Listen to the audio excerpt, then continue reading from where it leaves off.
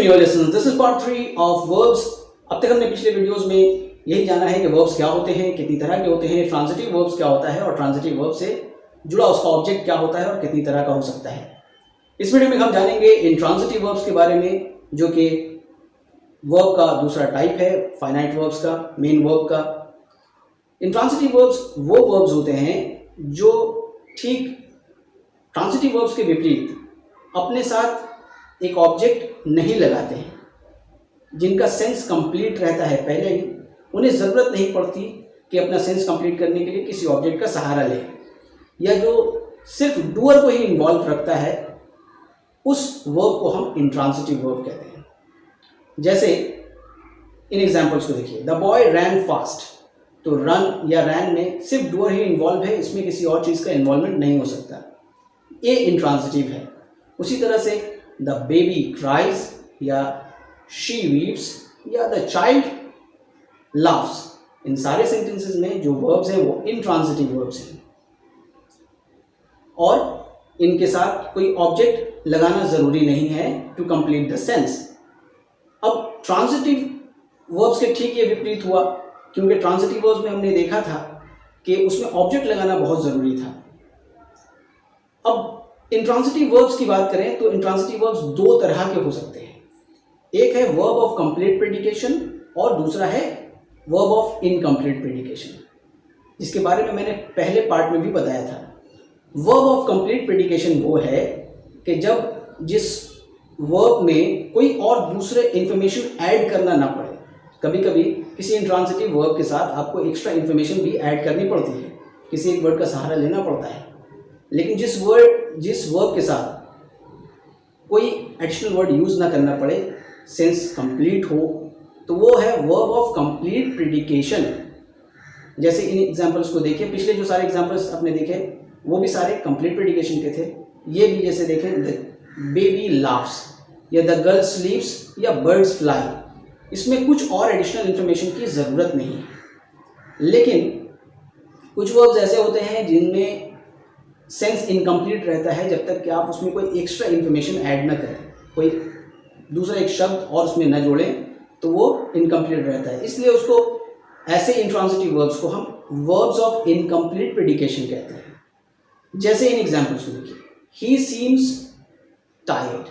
अगर हम कहें ही सीम्स, तो यहाँ सेंस इनकम्प्लीट सा है, हालांकि सीम में किसी और का इन्वॉल्वमेंट नहीं है, इसलिए इसमें कोई ऑब्जेक्ट नहीं हो सकता, सिर्फ डूअर ऑफ द एक्शन ही है। ही सीम्स, वो लग रहा है या लग रहा था या लग रहा है, लग रहा होगा। ये सारे सेंटेंस इस तरह के इस वर्ड के साथ हम देखते हैं कि किसी और का इन्वॉल्वमेंट नहीं है, सिर्फ डूअर का ही इन्वॉल्वमेंट है। अब इसके साथ एक एक्स्ट्रा वर्ड डालना ज़रूरी है कि वो कैसा लग रहा है या लग रहा था। ही सीम्स या सीम्ड टायर्ड, थका हुआ, एक एडजेक्टिव टायर्ड। उसी तरह से he became a doctor, he appears pleased या द अर्थ इज राउंड, इन सारे सेंटेंसेस में भी जो वर्ब्स आपने यूज़ किए हैं वो वर्ब्स ऑफ इनकम्प्लीट प्रेडिकेशंस हैं। हालांकि ये इंट्रांजिटिव वर्ब्स ज़रूर हैं, सिर्फ doer of the action he involve है, लेकिन उसके बाद आने वाले शब्दों को अगर हटा दिया जाए तो सेंस इनकम्प्लीट है, जिसकी वजह से इन्हें हम कहेंगे इंट्रांजिटिव वर्ब्स ऑफ इनकम्प्लीट प्रेडिकेशंस। अब जो वर्ड्स आपने यूज़ किए हैं इसके सेंस को कंप्लीट करने के लिए, वो सारे वर्ड्स कॉम्प्लीमेंट्स कहलाते हैं। कॉम्प्लीमेंट्स उस शब्द को कहते हैं जिसको हम किसी वर्ब के सेंस को कंप्लीट करने के लिए यूज़ करें, किसी भी वर्ब को, यानी कि इंट्रांजिटिव के साथ साथ ट्रांजिटिव वर्ब को भी, किसी ट्रांजिटिव वर्ब के साथ भी आप एक कॉम्प्लीमेंट यूज़ कर सकते हैं। तो ये कॉम्प्लीमेंट के रूप में आपने ये देखा कि एक एडजेक्टिव और एक नाउन को तो आपने यूज़ करते हुए देखा, एक पार्टिसिपल भी यूज़ कर लिया। इसके साथ आप किसी प्रीपोजिशनल फ्रेज को, यानी कि प्रीपोजिशन विद इट्स ऑब्जेक्ट, किसी इन्फिनेटिव को भी यूज़ कर सकते हैं, या किसी एडवर्ब को भी साथ में आप यूज़ कर सकते हैं एज अ कॉम्प्लीमेंट। कॉम्प्लीमेंट्स दो तरह के हो सकते हैं, एक कॉम्प्लीमेंट सब्जेक्टिव कॉम्प्लीमेंट भी होता है और ऑब्जेक्टिव कॉम्प्लीमेंट भी होता है। अगर किसी कॉम्प्लीमेंट को किसी इंट्रांजिटिव वर्ब के लिए यूज़ किया जा रहा है, यानी कि किसी इंट्रांजिटिव वर्ब्स के लिए आप कोई कॉम्प्लीमेंट यूज़ करते हैं, तो वो कॉम्प्लीमेंट सब्जेक्टिव कॉम्प्लीमेंट कहलाता है, क्योंकि इंट्रांजिटिव वर्ब में कोई ऑब्जेक्ट नहीं होता, क्योंकि अगर उसका ऑब्जेक्ट होगा तो वो ट्रांजिटिव वर्ब हो जाएगा।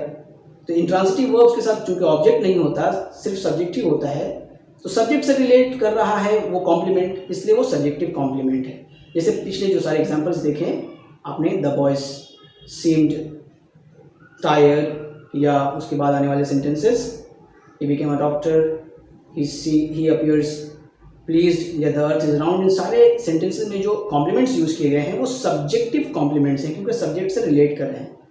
अब कुछ ऐसे भी कॉम्प्लीमेंट्स हैं जो ऑब्जेक्ट से रिलेट करते हैं और वो सिर्फ ट्रांजिटिव वर्ब में हो सकता है। तो ट्रांजिटिव वर्ब्स के साथ कभी कभी ऑब्जेक्ट का सेंस फिर भी क्लियर ना हो तो एक एक्स्ट्रा वर्ड ऐड किया जाता है, एक कॉम्प्लीमेंट यूज किया जाता है और वो रिलेट करता है उस ट्रांजिटिव वर्ब के ऑब्जेक्ट से, इसलिए इसे ऑब्जेक्टिव कॉम्प्लीमेंट कहते हैं। जैसे we made him captain, captain एक कॉम्प्लीमेंट है, एक नाउन है, लेकिन वो यूज किया जा रहा है हिम के लिए। हिम ऑलरेडी एक ऑब्जेक्ट है उस सेंटेंस के वर्ब का, मेड एक ट्रांजिटिव वर्ब है, उसके साथ उसका ऑब्जेक्ट लगा है, लेकिन फिर भी सेंस इनकम्प्लीट है, तो कंप्लीट करने के लिए आप एक एक्स्ट्रा वर्ड यूज कर रहे हैं, नाउन यूज कर रहे हैं कैप्टन। उसी तरह से आई फाउंड हर, इसमें सब्जेक्ट वर्ब और ऑब्जेक्ट तीनों का कॉम्बिनेशन मौजूद है, लेकिन सेंस इनकम्प्लीट है अगर आप उसे और एक्स्ट्रा वर्ड ऐड ना करें, स्लीपिंग एक पार्टिसिपल। उसी तरह से ही set the criminals free, free का एडजेक्टिव है, एक ट्रांजिटिव वर्ब के ऑब्जेक्ट के लिए यूज किया गया। उसी तरह से we want him to be punished, इसमें एक इन्फिनेटिव को कॉम्प्लीमेंट के रूप में यूज किया गया इस सेंटेंस, इस एग्जाम्पल में। तो ये कॉम्प्लीमेंट्स के उदाहरण आपने देख लिए, सब्जेक्टिव और ऑब्जेक्टिव। अगर यहाँ तक बात आपको समझ आ रही हो तो प्लीज़ इस वीडियो को लाइक कीजिए और इसको ज़्यादा से ज़्यादा शेयर कीजिए। न्यू लेसन्स को अगर आपने सब्सक्राइब नहीं किया है तो प्लीज़ सब्सक्राइब कीजिए और बेल बटन को दबाना ना भूलें। Thank you for watching this video.